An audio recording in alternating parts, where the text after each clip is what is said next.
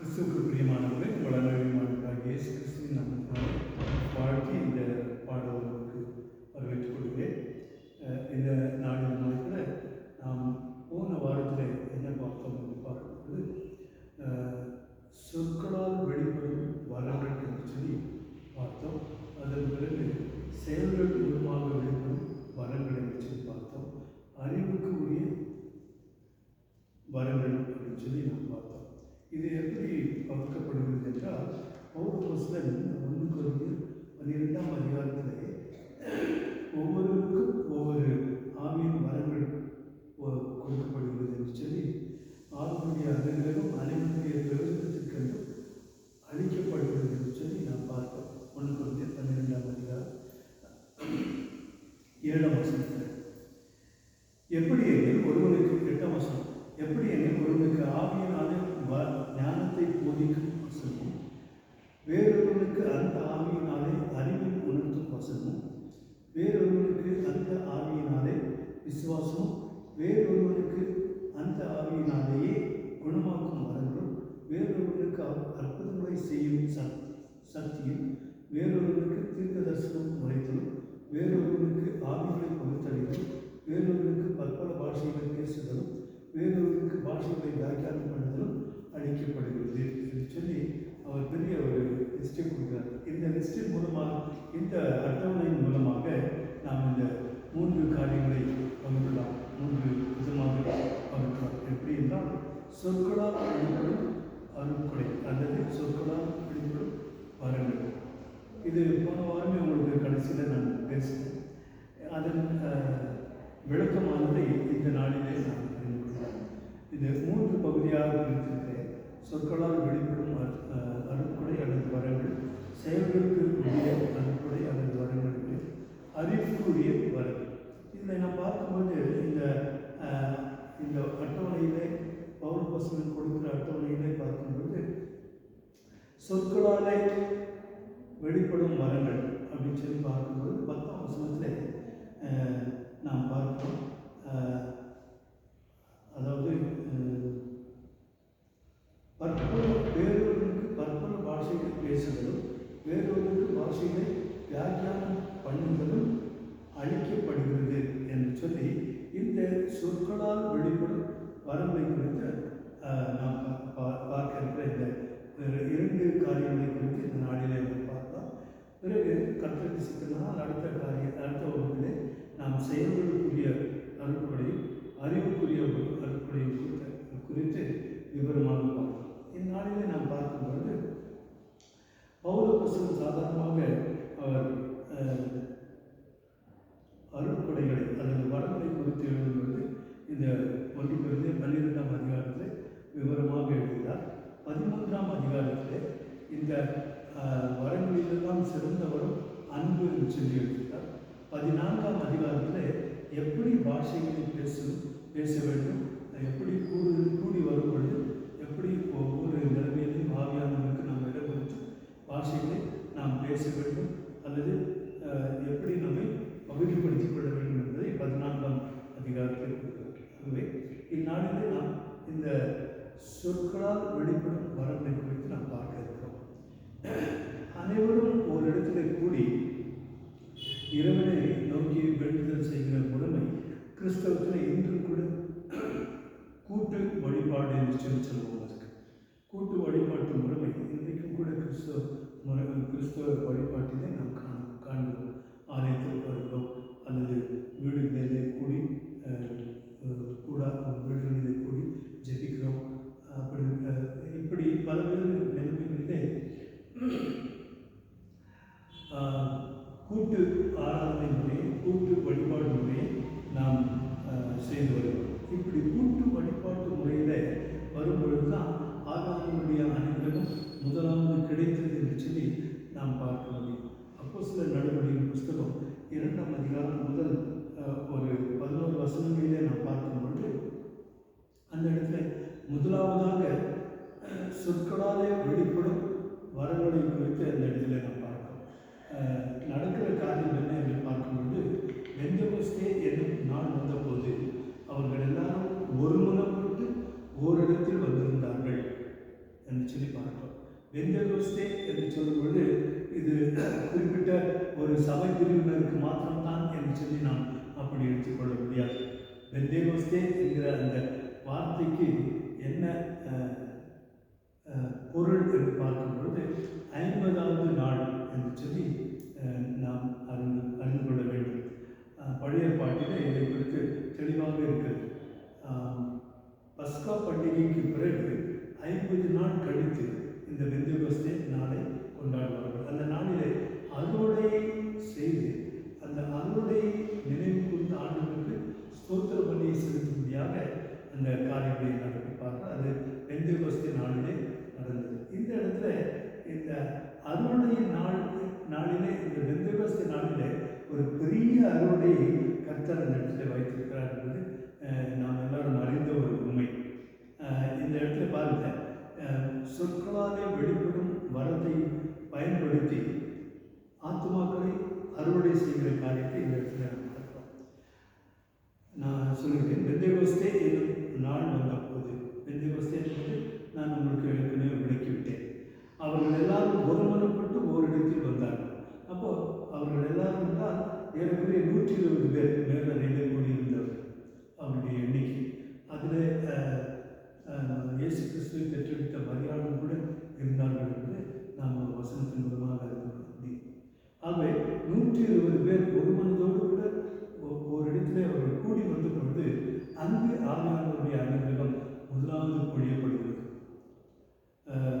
இயேசு கிறிஸ்துவானவர் 1ஆம் அதிகாரம் அப்போஸ்தலர் 1:8 வாசிக்கும் பொழுது, பரிசுத்தாவி உங்களிடத்தில் வரும்போது நீங்கள் பலன் அடைவீர்கள், எருசலேமில் யூதேயா முழுவதிலும் சமாரியாவிலும் பூமியின் கடைசி வரைக்கும் எனக்கு சாட்சிகளாக இருப்பீர்கள் என்று வாக்குத்தத்தம் செய்த அந்த வாக்குத்தத்தத்தை நிறைவேற்றும்படியாக இந்த 2ஆம் அதிகாரத்தில் அதை நிறைவேற்றுகிறார். பாருங்கள், அப்பொழுது பலத்த காற்று அடிக்கிற முழக்கம் போல வானத்தில் இருந்து சண்டியான ஒரு முழக்கம் உண்டாகி அவர்கள் உட்கார்ந்திருந்த வீடு முழுவதும் நிறைவேற்றி, அல்லாமலும் அக்கினிமயமான நாவுகளைப் போல பிரிந்திருக்கும் நாவுகள் அவர்களுக்கு காணப்பட்டு அவர்கள் ஒவ்வொருவர் மேலும் வந்து அமர்ந்தது. அவர்கள் எல்லாரும் பரிசுத்த ஆவியினாலே நிரப்பப்பட்டு ஆவியானவர் தங்களுக்கு தந்தருளின வரத்தின்படியே வெவ்வேறு பாஷைகளிலே பேசத் தொடங்கினார்கள் என்று சொல்லி பார்க்கிறோம். ஆக சொற்களாலே வெளிப்படுத்தக்கூடிய வரமானது பரிசுத்த ஆவியானவர் எங்கு அருளப்பட்ட அந்த வரம் என்ன என்று பார்க்கும்போது பற்பல பாஷைகளை பேசுகிறார்கள். இது திருவிவிலியம் என்று சொல்லி பொது மொழிபெயர்ப்பில் நாம் பார்த்தோம். இந்த பற்பல பாஷை அல்லது அந்நிய பாஷை என்கிறதுக்கு அவர்கள்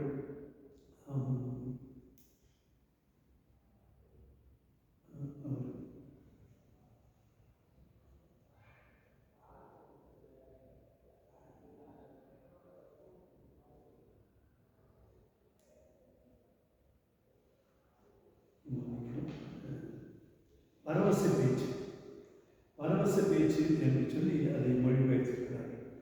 ஆக அந்நிய பாஷை இருந்தாலும் அதுதான், பல பாஷைகள் இருந்தாலும் ஒன்றுதான். இது நான் இப்பொழுது சொன்னேன், பரவச பேச்சு என்றாலும் அந்த பரவச பேச்சின் மூலமாக கர்த்தருடைய வரமாகிய அந்த பரிசுத்தாவினுடைய வரத்தை வெளிப்படுத்துகிறது தான் இந்த காரியம். சொற்களினாலே வெளிப்படுத்துகிற காரியம் நடக்கிறது என்னன்னு பார்க்கும்போது பேச தொடங்கினார்கள் என்று சொல்லி பார்க்கிறோம். இந்த சம்பவம்லாம் உங்களுக்கு தெரிஞ்சிருக்கிற அப்படின்னாலே சுருக்கமாக நான் போகிறேன். 8ஆம் வசனத்தை வாசிக்கிறேன். அப்படி இருக்க நம்மில் அவர்களுடைய ஜென்ம பாஷையை இவர்கள் பேசி கேட்கிறோமே, இது எப்படி என்று என்ன சொல்கிறார்கள்? உலகத்தில் இருந்த எல்லா யூதர்களும் எருசலேமில் கூடி வந்தார்கள்.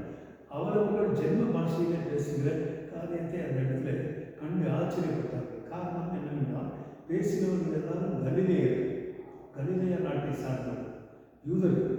அப்படி அவர்கள் யூதர்களாக இருந்து இந்த பல பாஷைகள் பல்வேறு தேசங்களிலிருந்து வந்தவர்கள் எல்லாரும் தங்கள் பாஷைகளிலே பேசுகிறார்கள் என்று சொல்லி ஆச்சரியப்பட்டார்கள் என்று சொல்லி நாம் பார்த்தோம். எல்லாரும் பிரமித்து ஆச்சரியப்பட்டு ஒருவரை ஒரு பார்த்து ஏதோ பேசுகிறவர்கள் எல்லாரும் கலிலேயர் அல்லவா என்ற 7ஆம் வசனத்தை பார்க்கிறோம். 8ஆம் வசனத்தில் அப்படி இருக்க நம்மில் அவர்களுடைய ஜென்ம பாஷையில் இவர்கள் பேசி கேட்கிறோம், இது எப்படி என்கிறார். இதுதான் ஆண்டவருடைய ஆவியானவருடைய அனுகிரகமானது வரலாய் வெளிப்படுது. பிற்பாடு என்ன நடக்கிறது நாம் பார்ப்போமேனா, அந்த இடத்துல 14ஆம் வசனம் தொடங்கி இந்த அதிகாரம் முழுவதும் பார்க்கும்பொழுது 14ஆம் வசனத்தில் அப்படி பேரு 11 கூட நின்று அவர்களை நோக்கி உரத்த சத்தமாய், யூதர்களே, எருசலேமில் வாசம் பண்ணுகிற ஜனங்களே, நீங்கள் எல்லாரும் அறிந்து கொள்வீர்களாக, என் வார்த்தைகளுக்கு செவி கொள்ளுங்கள் என்று. முதலாவது பிரசங்கம், ஆவியானவருடைய அனுகிரகம் பெற்ற உடனே முதல் பிரசங்கம் இந்த பேதுரு பண்ணுகிற பிரசங்கம். இதை நாம் தொடர்ந்து படிப்போம், ஏன்னால் சீக்கிரமாக முடித்து விடலாம். இதை பேச வேண்டும் ஏனால் இன்னும் அதிசீக்கிரமாக பேசி முடித்து விடலாம். அப்படி பேசி முடித்த இந்த காரியத்தின் பின் விளைவை நாம் பார்க்கும் பொழுது,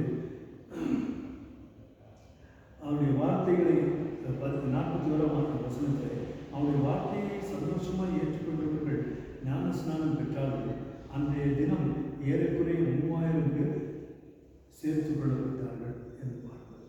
சபையிலே ஒரு பெரிதான அறுவடை அந்த நாளில் ஆத்துமாக்கள் 3000 பேர். அவர் செய்த பிரசங்கத்தெல்லாம் நாம் கணக்கு போட்டு பார்த்தோம்னா ஒரு 3 நிமிஷம் கூட ஆகாது. இதை படித்து பார்த்தோம்னா அவர் பேசுகிறது இன்னும் அதிவேகமாக பேசியிருப்பார். பேசுகிற காரியங்களை பார்க்கும்பொழுது ஒரு ஞானியை போல அவர் பேசினார். மீன் பிடிக்கிற பேதில் இவ்வளவு ஞானத்தை எப்படி பெற்றார்? எப்படி அந்த அறிவு வந்தது?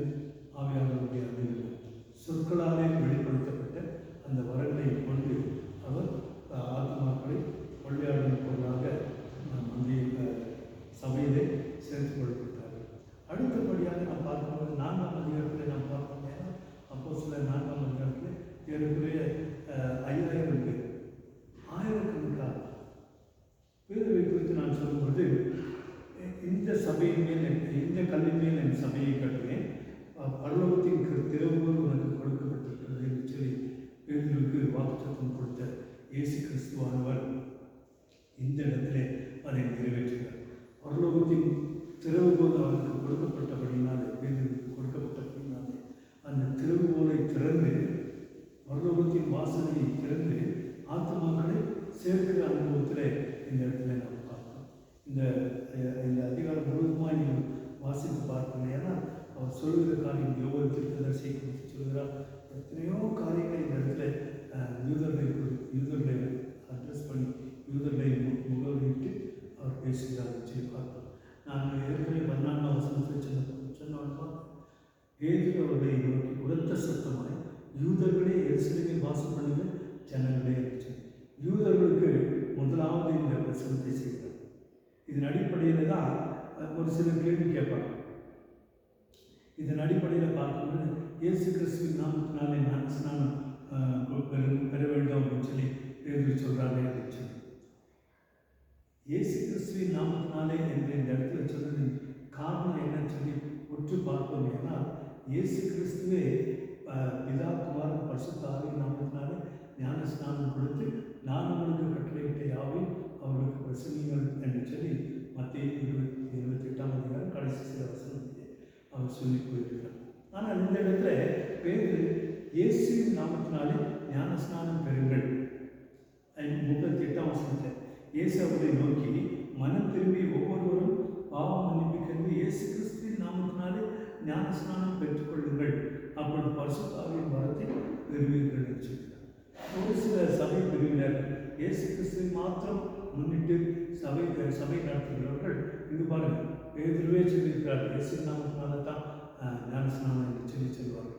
ஆனால் இதை உற்று பார்க்கும் பொழுது யூதர்களுக்கு அவர் செய்த பிரசங்கம், யூதர்கள் இன்றும் கூட இயேசு கிறிஸ்துவை மேசியாவாக அவர்கள் ஏற்றுக்கொள்ளாத தன்மையில் தான் காணப்படுகிறார்கள். ஆகவே தான் இவர் என்ன பண்ணுறாரு, பிரசங்கத்தின் முடிவில் இயேசு கிறிஸ்துவே மேசியா என்கிற அளவுக்கு நீங்கள் இயேசு கிறிஸ்துவின் நாமத்தினாலே ஞானஸ்நானம் பெறுவது. ஞானஸ்நானம் என்பது பிதாக்குமாரன் பரிசுத்த ஆவியாகிய அந்த திரியேக நாமத்தினாலே தான் ஞானஸ்நானம் கொடுக்க வேண்டும். அது தேவனுடைய கட்டளை. இந்த இடத்துல இயேசு கிறிஸ்துவின் நாமத்தினாலே ஞானஸ்நானம் பெற்றுக்கொள்ளுங்கள் என்று சொல்கிற காரியம் யூதர்களை முன்னிட்டு அவர் சொல்லுகிறார். எது எப்படியோ ஆனாலும் ஆவியானவருடைய வரங்கள் அந்த வரத்தை பிரயோஜனப்படுத்தி செய்யும் பொழுது 3000 மக்கள் அந்த இடத்துல ஏறக்குறைய 3000 மக்கள் அந்த இடத்துல மனம் திரும்பி ஆண்டவரை ஏற்றுக்கொண்டு சபையிலே சேர்க்கப்பட்டார்கள். அருமையானவர்களே, இந்த ஆவியின் வரங்களை குறித்து நான் ஒரு பட்டியலை சொன்னேன்னா அந்த பட்டியலிலே பல பாஷை பேசுகிறது, பல பாஷை பேசுகிறது, இந்த காரியங்கள் அந்நிய பாஷை பேசுகிறது. இந்த காரியங்கள் எல்லாவற்றையுமா கூட அவர் பேரில் பேசி அந்த சின்ன பாஷையிலே பேசி அவர்கள் புரிந்து கொண்டு அவர்கள் ஆண்டோரை ஏற்றுக்கொண்டு சபையில் சேர்க்கப்பட்டார்கள். பிற்பாடு இந்த அந்நிய பாஷையை குறித்து இன்னும் விளக்கமாக அடுத்த வகுப்பிலே நாம் பார்ப்போம். அடுத்த வகுப்பில் இன்னும் கூட செயல்களுக்குரிய அருள்படையை குறித்து, அறிவுக்குரிய அருள்படையை குறித்து நாம் பார்ப்போம். கர்த்தர் நம்மை ஆசீர்வதித்து வருவதற்காக தூக்கத்திலே நான் உங்கள் மத்தியிலே ஜெபிக்கவில்லை, மன்னிக்கணும். இப்பொழுது சேர்த்து ஜெபம் பண்ணலாம். வருஷத்துக்குள்ள நல்ல ஆண்டவரே, இந்த அருமையான நேரத்துக்காக நினைச்சிருக்கிறோம். தகப்பனே, நம்முடைய நாமத்தின் உண்மையாய் இந்த ஆவியானவருடைய வரங்களை குறித்து நாங்கள் பார்க்க இருக்கிறோம். சுவாமி, சொல்லக்கூடிய செயலுக்குரிய அறிவுக்குரிய வரங்களை குறித்து பவுலப்போஸ்தலனுடைய பட்டியலிலிருந்து சொல்லுக்குரிய வரங்களை மாற்றும் சில காரியங்களை நாங்கள் பார்த்தோம். அதை எப்படி பேரில் பயன்படுத்தி ஆத்துமாக்களை அறுவடை செய்தார் என்று சொல்லி நாங்கள் பார்த்தோம். அறுவடை நாளாகிய பெந்தெகோஸ்தே நாளிலே ஏறக்குறைய 3000 பேர் சபையிலே சேர்க்கப்பட்டார்கள் என்று சொல்லி நாங்கள் பார்த்தோம். சுவாமி, அந்த தகப்பனே, வருகிற நாட்களிலே இன்னும் அதிகமாய் ஆழமாய் இதை கற்றுக்கொண்டு உங்களுடைய நாமத்துக்கு மகிமையாக செயல்பட எங்களுக்கு நேர்த்தி பாராட்டும். தொடர்ந்து காத்துக்கொள்ளும், ஆசீர்வதித்து வாழ்த்தும். இயேசு கிறிஸ்து முழுமை வேண்டுகிறோம். ஜீவனுள்ள நல்ல தகப்பனே, ஆமென். என் ஆத்மாவே கர்த்தரை ஸ்தோத்திரி, என் முழுவதுமே அவருடைய பரிசுத்த நாமத்தை ஸ்தோத்திரி. என் ஆத்மாவே கர்த்தரை ஸ்தோத்திரி, அவர் செய்த சகல உபகாரங்களையும் மறவாதே. ஆமென். ஆசீர்வாதம் நம்முடைய கர்த்தராகிய இயேசு கிறிஸ்துவின்